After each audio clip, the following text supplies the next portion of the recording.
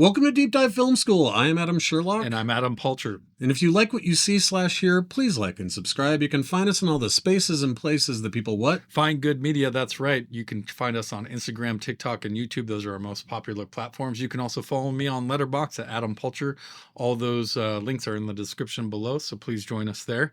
All right, let's get into our third installment of Peter Greenaway, 1989. Written and directed by Mr. Greenaway, the cook, the thief, his wife, and his lover.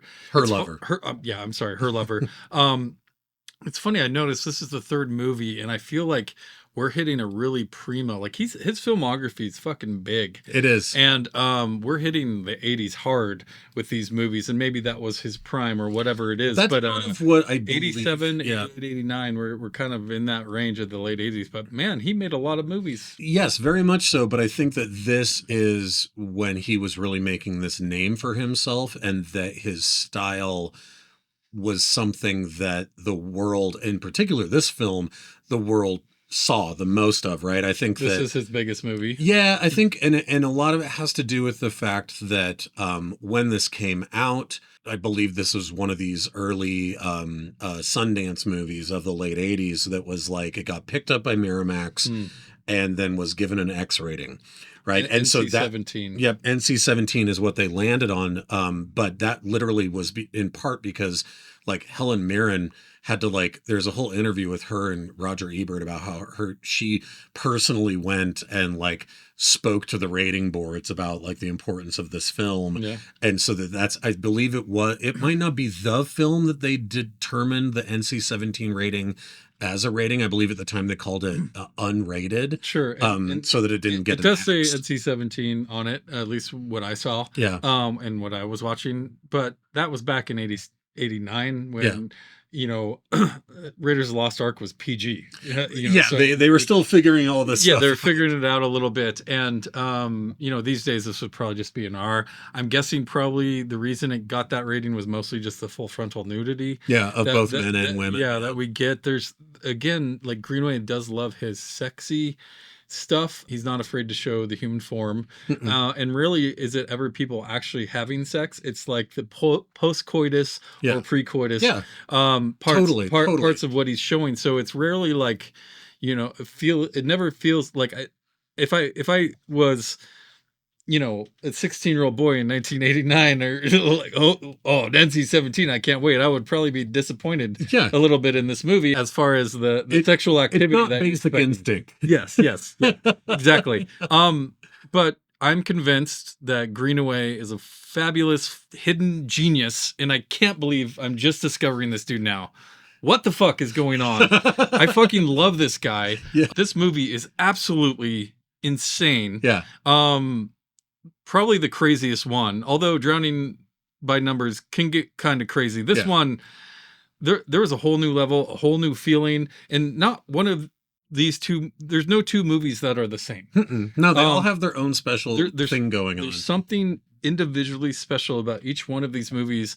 I can't put my finger on it other than his consistent themes of the things that we've talked about and that we've learned about, especially as we do these festivals. We always find these themes and these tropes that these directors have, whether it's using the same actors or, like I said last time, he loves the Last Supper shot, which we definitely get here because it's in a restaurant. It's in a restaurant. 90% of this movie is in this restaurant. And I talked about on our last review of Belly of an Architect, there was a piece or a thematic aspect that sort of went over my head a little bit of the architecture, how it connected to the history of Rome, how that connected to fascism and some of these other things. Yep. There's another one here that just needs to be named. We were both super little kids in 1989. Yeah. There's an obvious theme here in the research I did that was about Margaret Thatcher's time as prime minister in Great Britain. Yeah. And this sort of very bullyish attitude that she had towards both sexuality, that she had towards intellectualism, and that's really played here, in these levels of our loudest, most boorish character the whole time. I'm just going to come right out and say it. Dumbledore's a dick. Why is Dumbledore such a huge dick, right? We'll get there. But this character of this bully who's bullying everyone and who's it seems like his voice never stops throughout this entire movie, while other characters are borderline silent, right? And yet he's unaware of his own comeuppance slowly being built piece by piece until our final scene in the movie. And that's its own sort of brilliant aspect to this.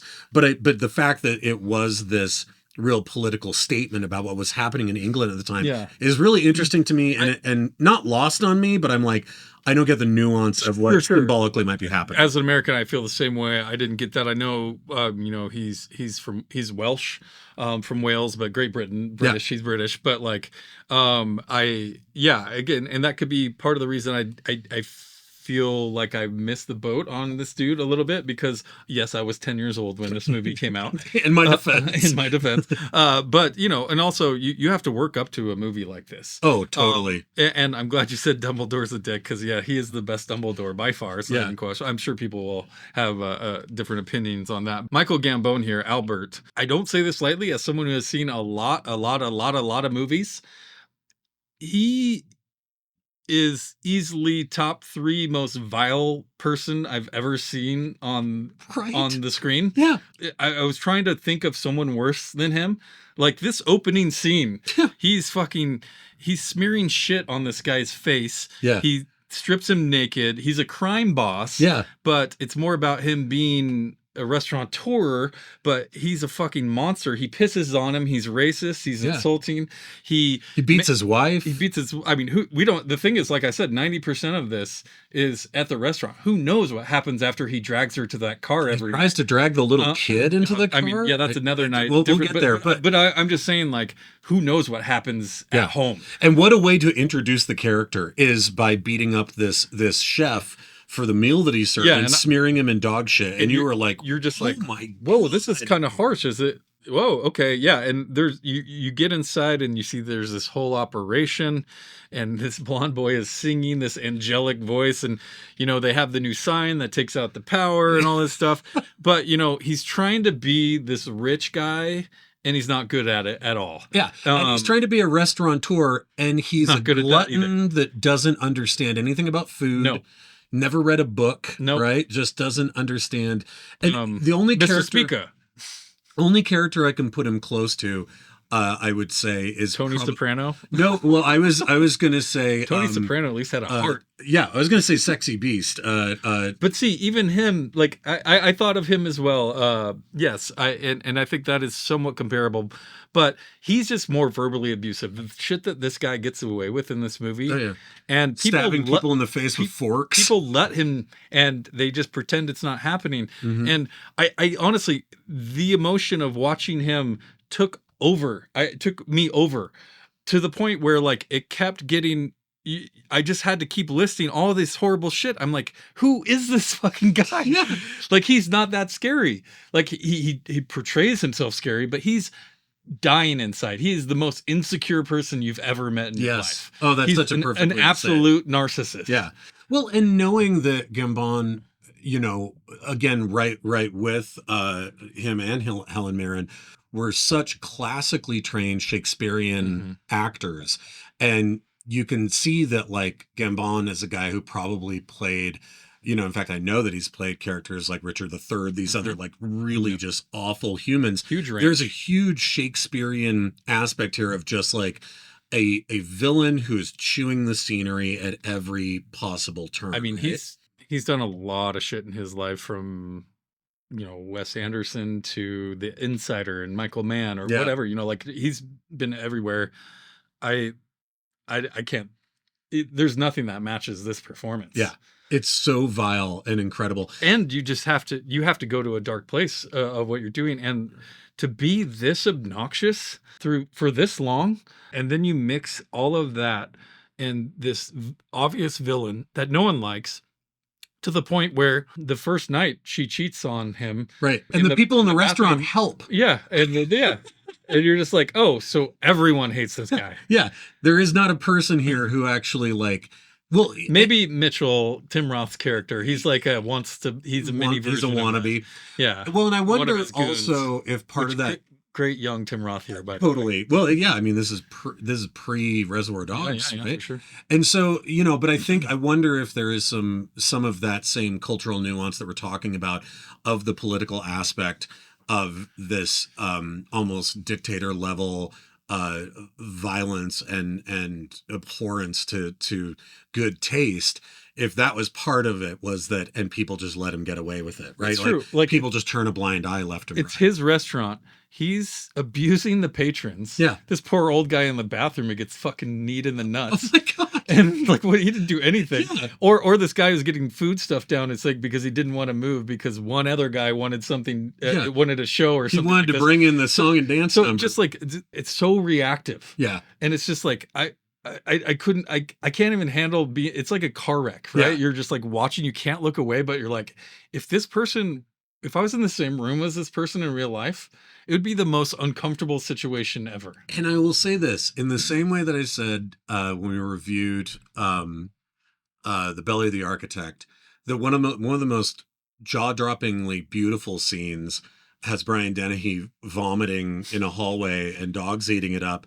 This whole movie, so many times these wonderfully horizontal tracking dolly shots, which are pretty much what the movie's made up of. It's either that or it's just sitting in one place. Yes, but we're moving around following this horrible, vile person doing horribly vile things, and as we're moving around with him, it's gorgeous looking.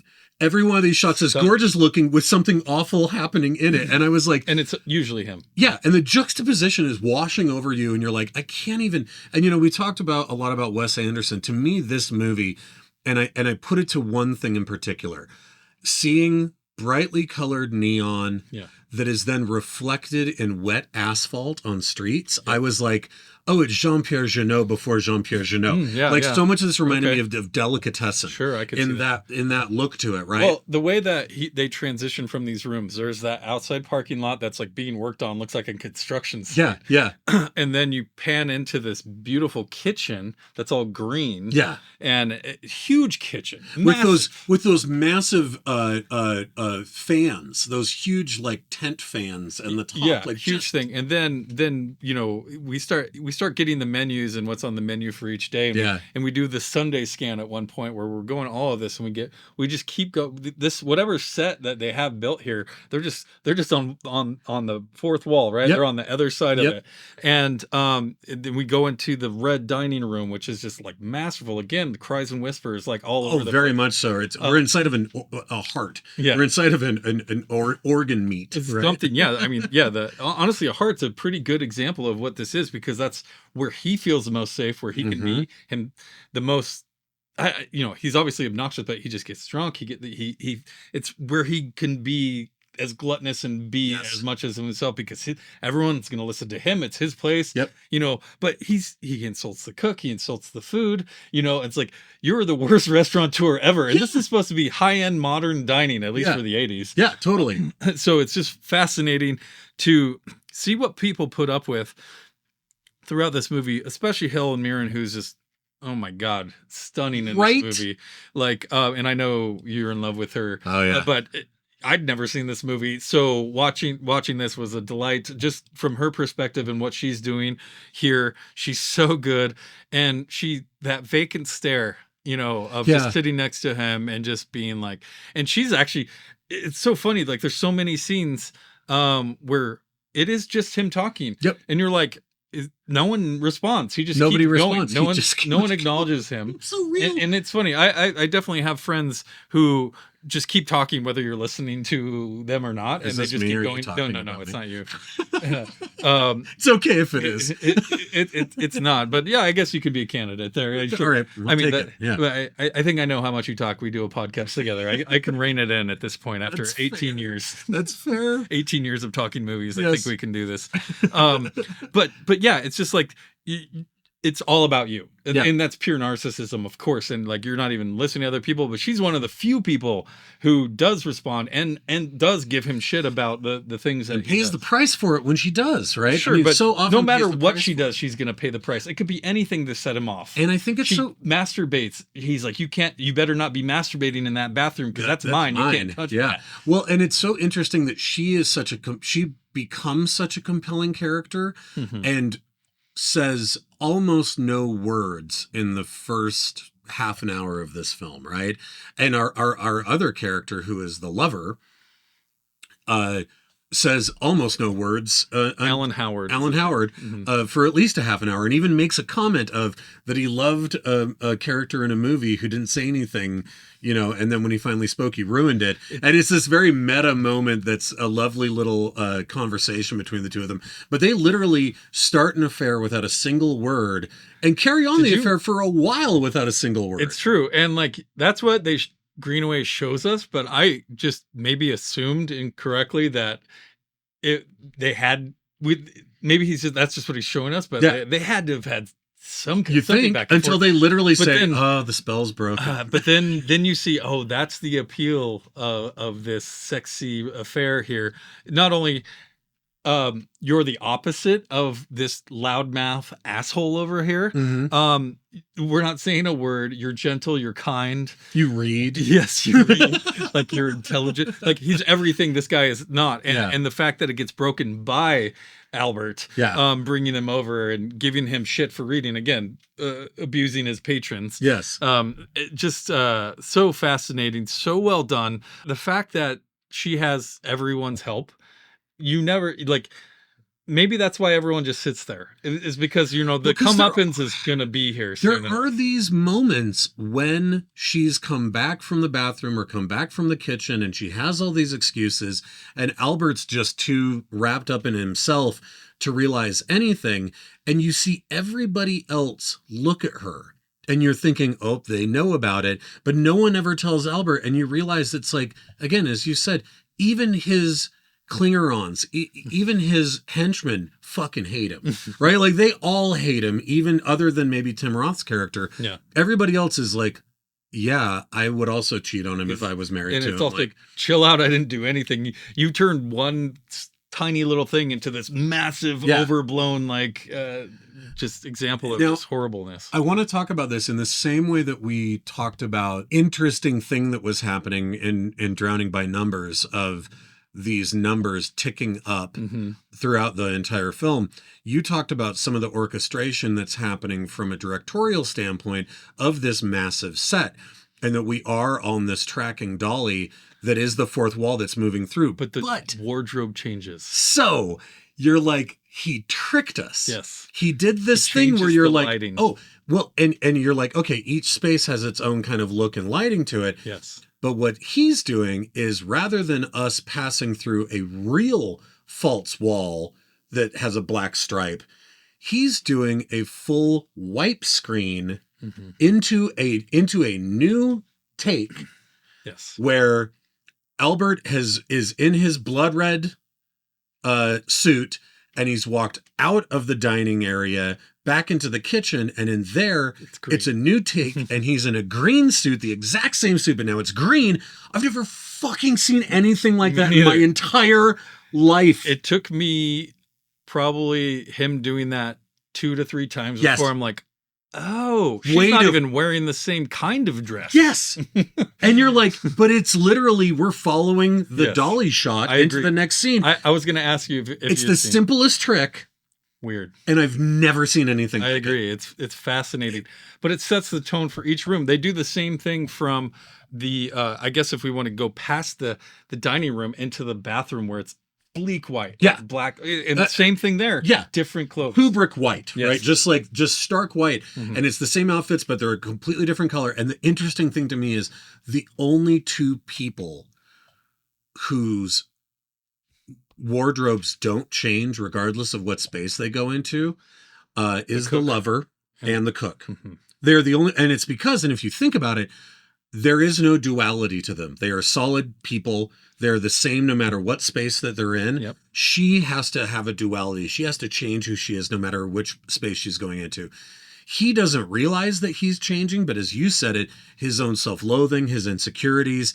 When he goes into the bathroom, he is like the most needy little weakling shithead, right? And he's the opposite of the boasting version of himself in the other space, right? And the fact that they have a silent relationship in this first one where they fuck in the bathroom. Yes. And he comes in looking for her. Oh my God, it's such an amazing scene. They almost get caught. Yes. And then you think he goes away. No, he fucking pulls the fucking trick on you. But if they weren't silent, yeah, he would have been dead in that scene. Yeah. It's the tension in that scene. And again, it's huge tension. If you didn't already need to know what a dangerous man this guy who like could be from smearing dog shit on the first person in the very first scene. One of the most abhorrent characters in movie history. Yeah. It's truly incredible. And the fact that he is unable to see that he's building an army against himself by just over and over and over again. Hurting people, double-crossing people, almost killing people, and kicking people embarrassing away. them, just degrading them over and over and over. And it's true. And you keep seeing them. They kind of cut, they cut to the menu, and then you see them having sex again in this meat locker or wherever they are, or in the back room with the spices and the dishes or whatever. Yeah, this place that the cook lets them have sex, which are beautifully like erotic scenes, even though it just might be like dead geese or bread, or the way that it's lit. It's so sumptuous, right? Like, absolutely. But yeah, you just see that opening scene, or just them cutting to that, and you're also the whole time just like, why are they doing this again? They're going to get caught every single time. And you realize that to him, you don't understand his motivation other than just it's Helen Mirren. Yes. And she's incredible looking in this film. Wearing see-through everything. My God. And she's becoming more comfortable in her sexuality, right? I mean, when we first see her, Michael, who is the lover, everything sort of changes. Yeah, and they have a chance to start talking and getting to know each other. Yeah, it's even more of a relationship than it was before. Like it's like confirmed after that, right? And so it's like for him, you go, okay, not just lust, but that he's drawn towards her, and to her, she's like, I'm a human being, right? Yeah. And where he's even like, well, why do we have to keep meeting here? There's some part of it where for her, what does she say? She says, we're safer if it's right under his nose, because he would never expect that I would do something like this in the same building with him. And you go, I was like, that makes sense to me. But also I think that it's important that he's in the next room to you. I think that's important to her. She gets off on it. Well, maybe not even gets off on it, but is like, this is how I control you, right? Like you control me in every other aspect. You think you have control, but you don't. But here's how I show it, right? And all of these scenes, the symbolism again underneath all of it, there's this beautiful, it's not even a subplot, it's more of just like a separate set piece that's happening. In the very beginning, we have the meat truck and we have the seafood truck that both have these people there that are selling their wares. And I missed the part of why the truck stayed there and they got closed up. But at some point the city shows up. Where is that smell coming from? Yeah. They open the fish truck and it's just full of maggots. And you're like, oh, whenever that was, when the movie opened, someone shut it and they didn't drive away. And it's just been sitting there. And it's so disgusting and amazing. But again, Greenaway films it in the same supple, like sensuous, almost sexual look of the food, when the food's really good looking, as it does when it's literally crawling in with maggots. And you just go, oh, I love what he's doing here. He's taking this gluttonous aspect of cooking, of food, of this sensuality of the thing, and saying, if you pervert it, I'm still going to show it to you exactly the same as I did an hour ago.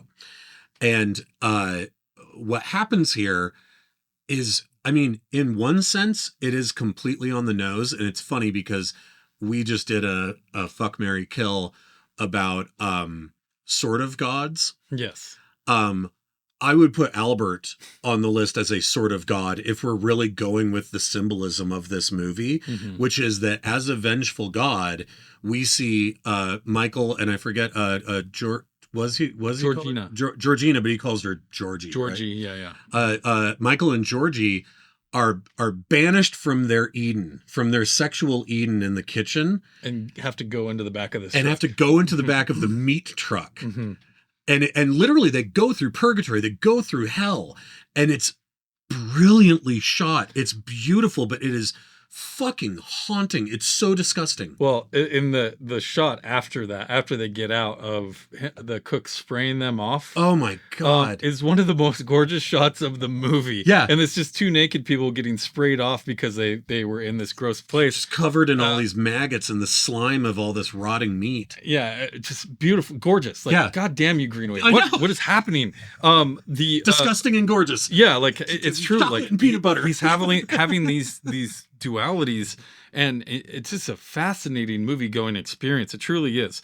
But we do find out that he's a bookkeeper and he just keeps the books. And other than the street entrance, the kitchen, the restaurant, and the bathroom, Yeah. those are pretty much the four things. And this is the only We other have a spot. fifth location. This is the only other spot because, like we said, we don't go back home with them or anybody really, but we go back to Michael's house, and this is like the one moment of tension release you get in the whole movie. Oh, that's such a good point. Yeah. Where because the whole time you're just like, shut the fuck up, shut the What's fuck up, gonna happen next? or Oh my just God. like, oh, what? I can't believe he did that. Like, Yeah. the tension is so ratcheted, and we finally get the sweet moment of her being treated well and them having real conversations. And that you and talk all of about, this. God, I love that. You talk about that tension release, and there is even a literal tension release where every other time they're worried about being caught, they're having to scramble to put their clothes back on. And here they don't even have their clothes anymore, and they're both walking again in the way they're naked for like. Yeah, in a way only a European movie Yes. could show you Uh-huh. is there freely without it being horny, Yeah. walking and talking Or and boners or yeah. and full frontal nudity of these two just human bodies walking through Having a this conversation. hallway of books, right? And it's gorgeous. It's shot so beautifully, but it's not heightened. If every other scene in this has neon green or blood red or everything else, or just this instant threat, like against the kid. Yeah. There's his gun down his throat at one point. yeah. They threaten to cut his belly button off and feed it to him. Yeah. like all this crazy shit. And this is a little kid. Literally an angel. Yeah. He has an angelic voice. He has white hair. He's a little angel. And it's like, that's the second time that he's tried to attack him, or that he has attacked him. And you just go, and then we cut to this and we have earth tones, and we have, he says, we're safe here. And he's like, are we truly safe here? And he goes, I don't know. Does Albert read? Right. Yeah. But even she says, and it's so interesting to go back to this theme of gluttony. She is an innocent in this world, even though she's married to the gluttonous monster, this god, that she has bought into Albert's way of thinking, because she goes, how can you live here? You can't eat books, right? So even to her, who wants something different, has this belief that, like, is it even worth having if you can't eat it? Yeah, for sure. And then Right? we do get the cook delivering them meals in this overnight thing. And Yeah. it is very sweet, but she was wrong. She was wrong. And you can eat books, but you'll die if you do. Yeah. Because Albert, Speaking of eating books. yeah, what a fucking way to go. What a brutal death scene. The crazy thing that Greenaway does is cuts right in the middle of it, where he's already dead. Yeah, there's no tension. Tim Roth is stuffing, like, he doesn't show the coitus. He shows the before and after, right? 100%. That's exactly what Yes, he's doing here with this scene, Mhm. with the killing and everything, because you never actually see him kill anyone. You just see the aftermath or the before math of what's happening here. Yeah. And Tim Roth has a spatula, and he's stuffing the French Revolution book down his throat, and basically, kills him. And I would assume all of quickly. that, is it going to be okay? Is it going to be okay? Is it going to be Suffocating. okay? Immediately is gone, Mhm. right? The bottom just drops out. Yeah. And you suddenly just go, oh my God. They're wait, not running away together. Yeah. Oh, well, yeah, exactly. One of our main characters just dispatched like that, like cutting into the middle of it. You're totally right. Mm-hmm.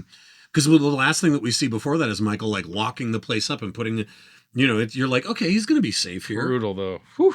And when she finds him, it's so heartbreaking where she just, she says, I'm going to go to sleep now. And when we wake up, I want you to make me breakfast. Give me a kiss. Give me a kiss. And it's interesting because it's after Michael's death that Georgie starts talking the most. Like she starts to actually. You ruined the one thing I actually love. Yeah. you can shit on this food. You could shit on this restaurant. You could shit on yourself and our relationship. But the one thing I actually loved, you ruined, and that gives her the confidence. Yeah. To go to the cook and to enact literally a Shakespearean / Jacobean level of revenge. Well, it's interesting. She does this earlier in the movie. And she kind of retells all the racist shit that he has said through the movie, like, oh, those Ethiopians probably like starving, or those Indians, I can't remember what it was, just terrible racist shit. My gynecologist. Yes, and it's the gynecologist where she comes back and he's like, wait, you have a gynecologist? He's like, someone, it better be a woman, someone else is touching that. Like, that's mine again. That's mine. That's mine. So possessive, right? And she comes back and says, yeah, it's a guy, and he's Indian, he's Ethiopian and Jewish, like all of this stuff. Like, and he's just, you're setting him off. Yeah. And then she does it again here at the end in such a fucking, who wants some fucking deep fried penis, baby? Dude, you know where it's been. Why don't you start with the penis? You know where it's been is the hardest fucking line. Absolutely. That's like, oh. But we're skipping over a major part here where she does go to the cook who's been helping her this whole time. This is the one with the overhead fans, those giant black triangular. Like, what's the size of this set? But she brings back what he has said onto himself, right? Mm-hmm. She says, when I find him, I'm going to kill him. I'm going to eat him. Yep. When I find him, I'll kill him and I'll eat him. He chants it, right? Yeah. He's chanting it over and over. And so you don't know at first you're like, because she goes to the cook and there's this beautiful, even though she's grieving, again, I think about this duality, this juxtaposition of the beauty that Greenaway shows us with the disgusting aspects or the violent aspects happening within it.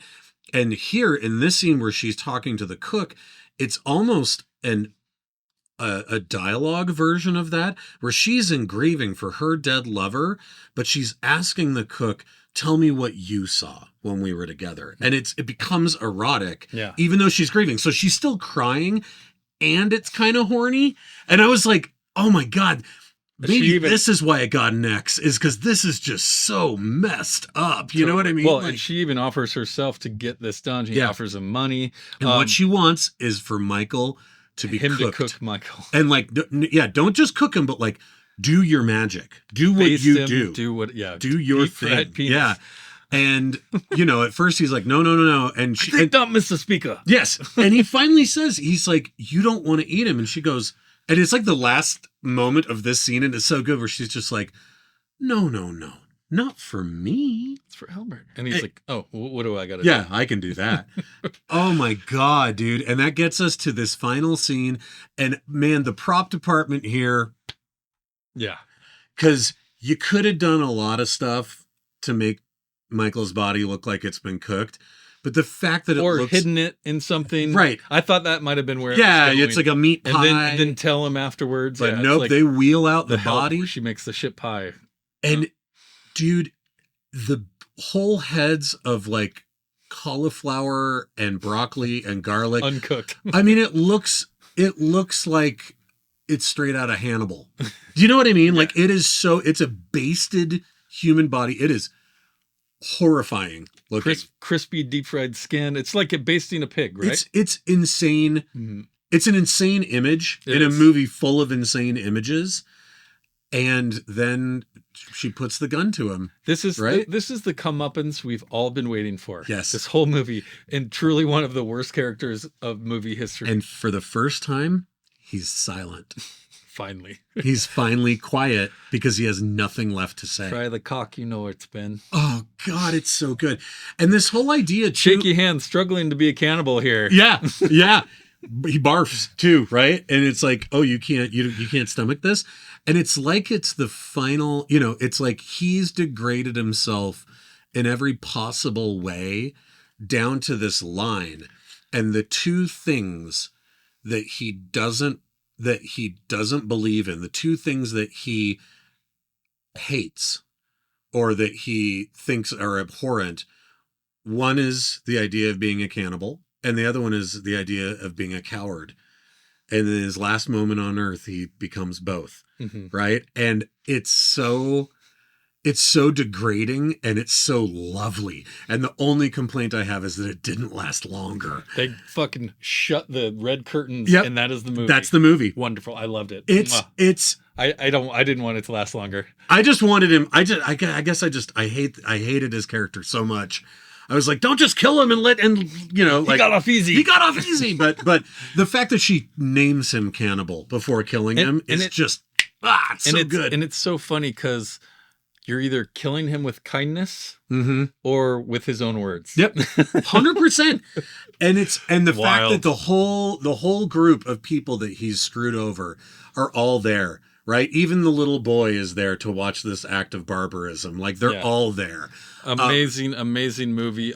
Just seriously, magical genius. Like this guy, from a director perspective, I mean, I remember the first time I showed you Herzog. Yeah. Or first time we watched Haneke. Yeah. Or something like that. To me, this is up there with stuff like that. I'm so stoked that you love it so much. It's I didn't quite know what I was getting into.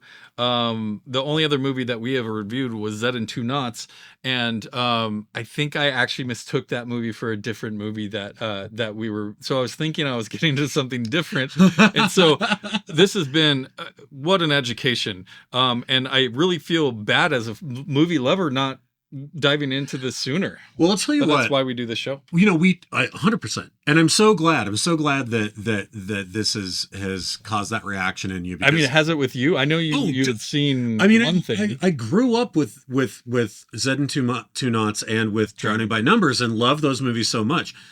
And I think I said earlier, like, yeah, I think I've seen The Cook, The Thief, and I'm like, while I was watching this time, I was like, fucking no, I haven't. Yeah, I don't know. I would remember this. I watched, but it wasn't this.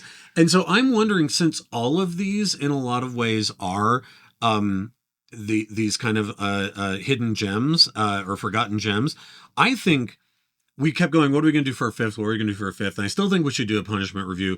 But instead of that, right now, I think that we should do just 5 in the festival. So let's do a Zed and Two Knots, and let's do the Drafman's contract. Okay. Why not, right? Because, like, I've seen a Zed and Two Knots. You don't really remember it. We can make it a forgotten gem. And the Drafman's contract, I mean, they all kind of are, right? Yeah. Because, like, I don't know. I'm so excited. And both of these movies... This and it makes me want to believe in Architect. Like they've thrown me for a loop. I agree. And like I said at the beginning, just 2 movies that no 2 movies are the same. Yeah. So brilliant fest so far. I really am blown away by this, and please keep watching. Please like and subscribe. Yeah. We will do that one scene next week and then continue. We got a couple more, it sounds like, with this festival. Yeah. I know we had one more, but I think we got to do the top 5 here. Yeah, I think it's that intriguing that it's worth exploring more. Yeah. So I'm with you there. But please like and subscribe. Find us on TikTok, Instagram, YouTube. That's our most active channels. YouTube being the main meat of what we love to do. Yep. But you can follow me on Letterboxd as well. I write reviews very consistently on everything I see, including rewatches. So love you guys joining us. Please find us wherever you listen to a podcast, and we will see you next week. Bye, you guys. Thanks.